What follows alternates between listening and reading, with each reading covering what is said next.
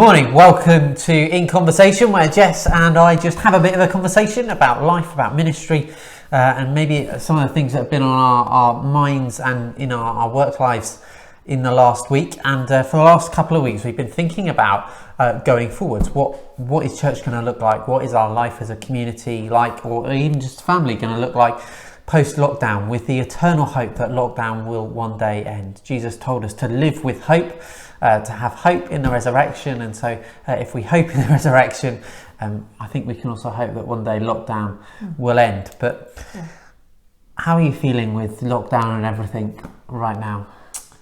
I think honestly I'm feeling a bit weary about it all, and speaking to people this week in the parish, I think that's a general feeling going around about the place. I think this third lockdown somehow just feels very different to the last two, and I don't know whether that's because we're now coming up to kind of nearly a year of being in one form of restriction or another, or what, but this one just feels very different and can feel quite tiresome and relentless. Yeah, I think looking back on it, the first lockdown was devastating, and that none of us had ever experienced anything like it before, but there was almost a sense of adventure about it because we were doing things differently, and not just slightly differently, massively differently. None of us really knew what to do, and we're having to learn a lot.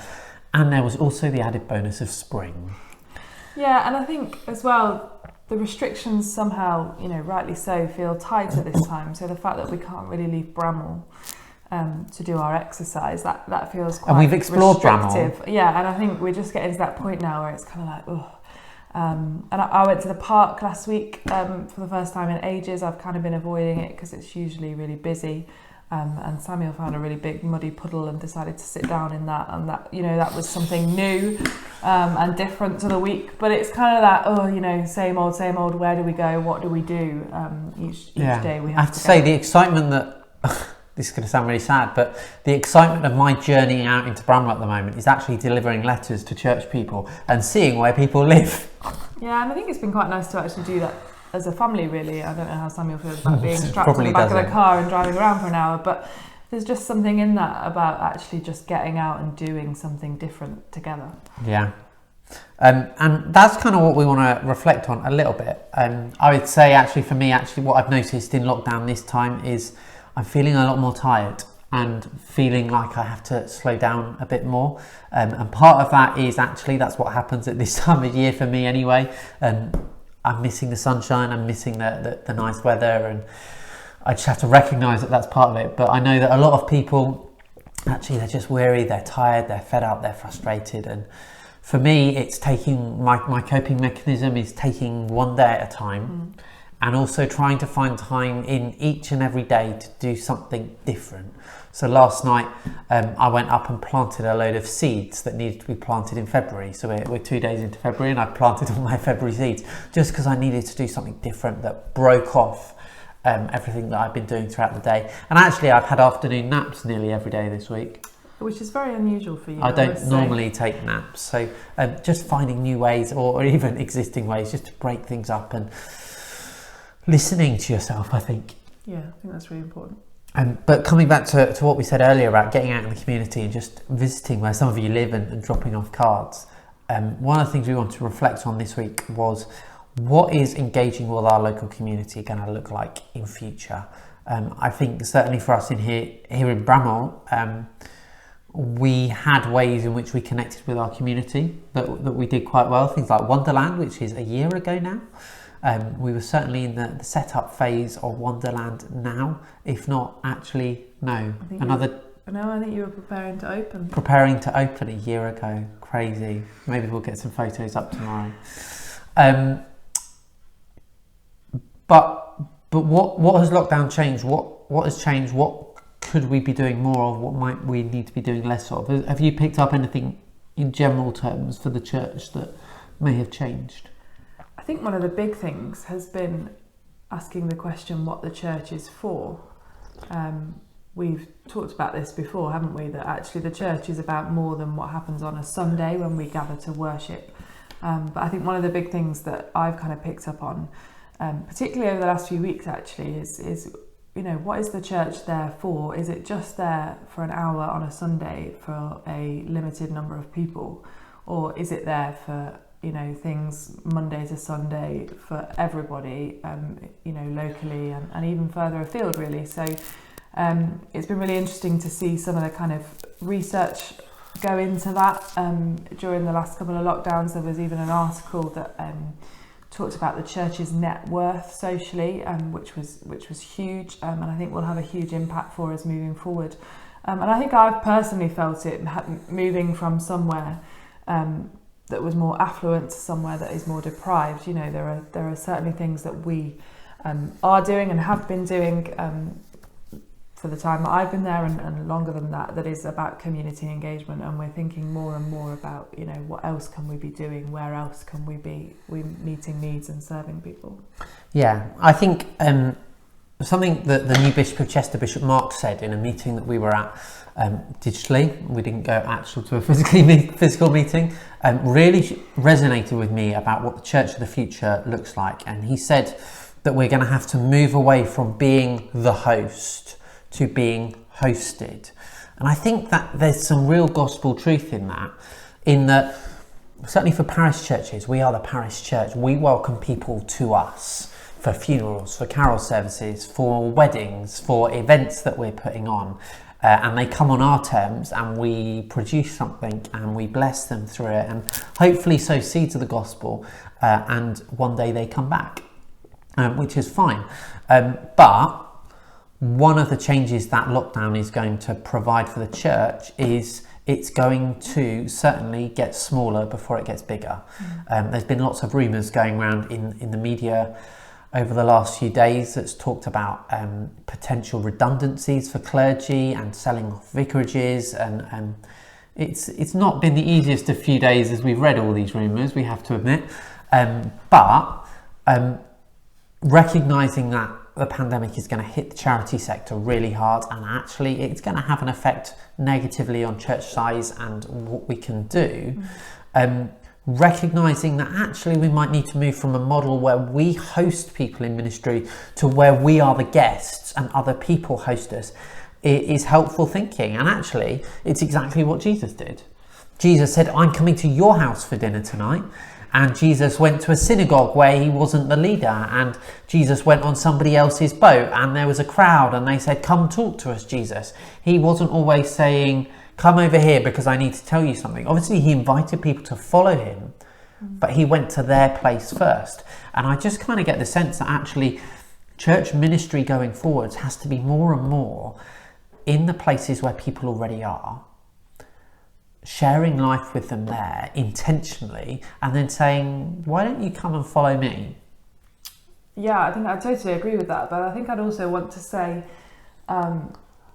there is scope there, isn't there, to actually open the church up to include those people on our premises, for example, but doing the stuff that they want to do. Yeah. So I was on a virtual conference for 2 days last week with other people who had changed posts, who had got new jobs during the pandemic. And I was listening to this one guy talk, and he's ended up in a place where literally all they do is one service on a Sunday, and that is it. That sounds like an easy job. It does, and yet listening to him talk about where he is and the opportunities that present themselves, it struck me that there is so much potential. You know, he said the pub and the church are the heart of the village, but what we could really do with is a bakery or a cafe. Bramwell could do with a bakery. And in my head I was like, well, there you go, you know, the church could be St Michael's Village Bakery. The bakery or the cafe, you know, that is just an easy example, an obvious example to me anyway, of something that the church could do to serve the needs of the local village. And that kind of got me thinking about Stockport particularly, and what we can do. You know, we're thinking about turning one of our churches into an arts centre to tap into that community there. And I was in a meeting on Tuesday where we talked about turning our kind of town centre church into a hub where people gather to use it as a kind of library and as a workspace.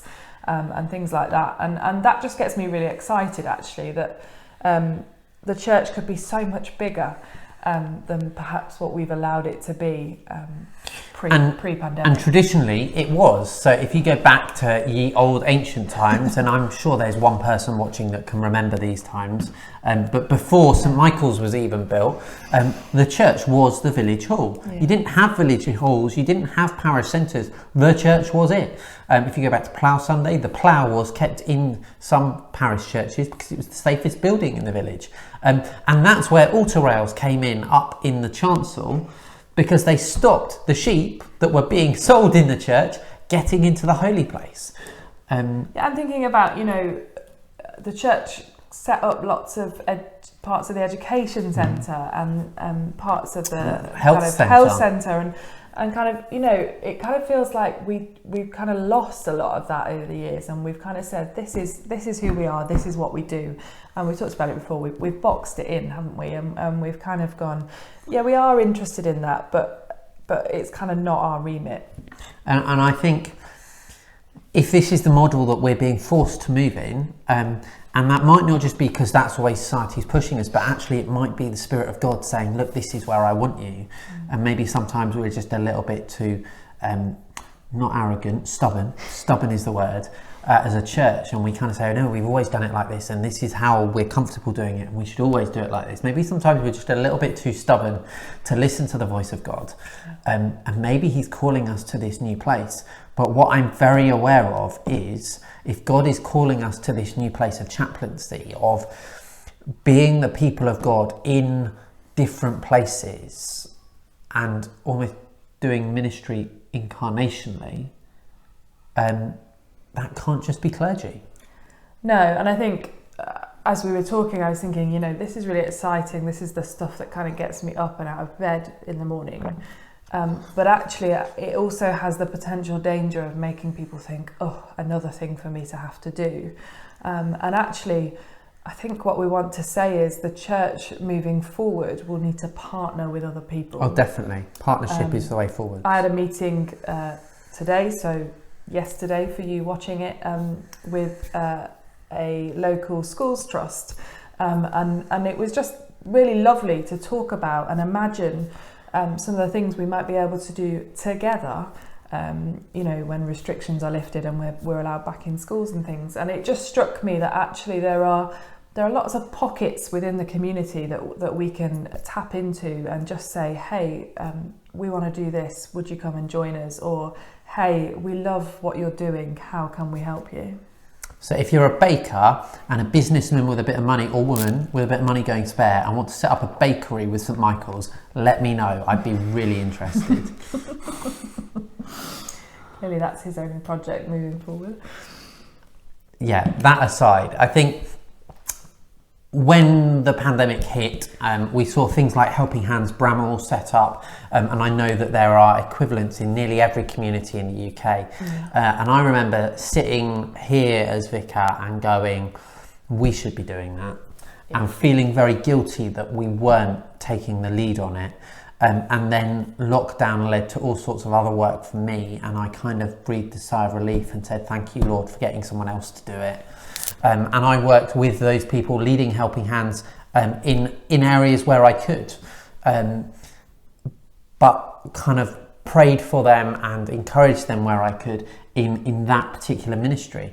And the church is no longer the centre of the community. The church is no longer the place where everything comes from, but we can be a place that is encouraging folk, equipping folk, partnering with folk, and in those relationships seeking to show the love of Christ. We've in the weekly Bible study this week we've been reading through 2 Peter 3, which says, wives, submit to your husbands, and then tells husbands that they have to respect their wives. But what Peter is saying there is actually, in your relationships, love and submit to one another, that you might show the love of God in your relationship, so that if one of you doesn't know the love of God already, you see it through that relationship. And I guess there's a real call there that actually, if you call yourself a Christian, but you only ever see your service as a Christian at church, you're missing out on the calling that God is placing on your life to share the love he has given you with other people. And actually, church isn't the place where you're being called to share it. The home you live in, or the street you live in, or the social club that you used to belong to that you're hoping to get back to, or the gym, or the book club, or whatever, that's where God has called you to share his love. And it may simply just start by being kind and generous and loving to every single person there. Yeah, and I think... And looking for the opportunities in which you could invite a partnership with a wider church into that setting.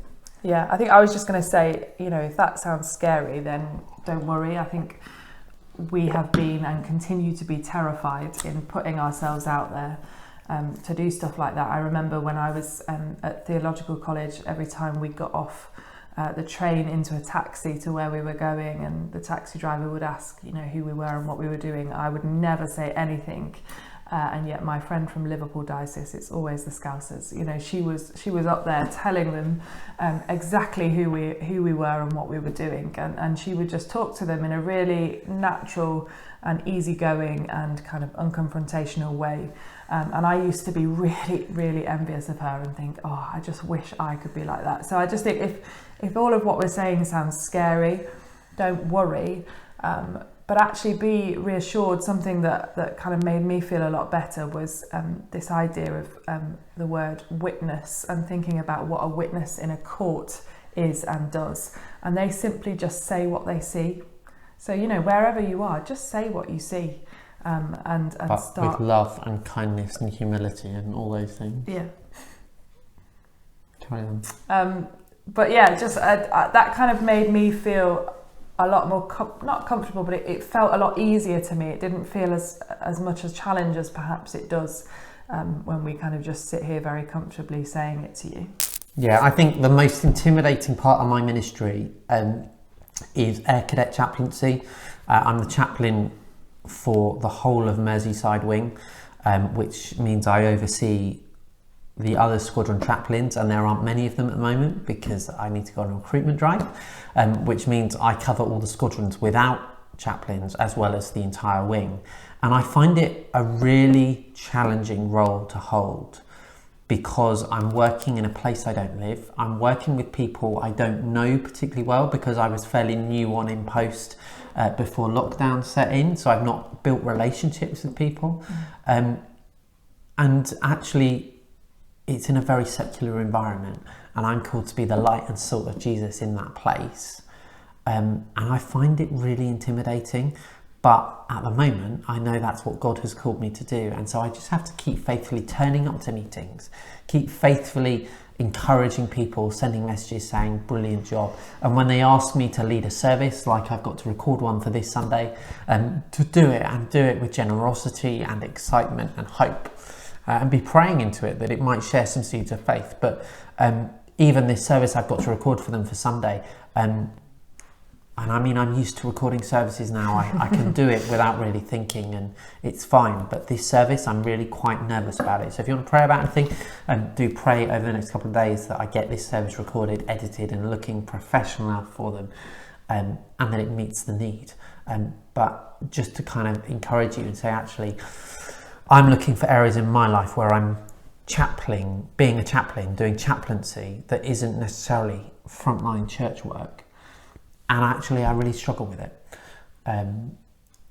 Yeah. And that's okay. Yeah. And I think if you're not entirely sure where to start with it, actually just look at the places where, pre-pandemic, probably more than now, but where you are. Or even actually, who are the people you speak to most on the phone or on FaceTime or whatever? How do you conduct those relationships? So being really stereotypical and thinking specifically about Bramall, if you're struggling, are you a member of the Brookdale Club? Are you a member of one of the two golf courses? Are you a member of one of the theatres in and around, community theatres in and around that isn't the Brookdale? Are you a member of one of Simply Books reading groups or another reading group? Are you part of a group that goes out and fine dines around the various restaurants when they're open? And there are so many small community activities. Are you part of Rotary or something like that? That you can be the church looking for partnership. Yeah, definitely. We've gone on for what looks like 20 minutes now. So we better stop because people will be getting bored. Okay.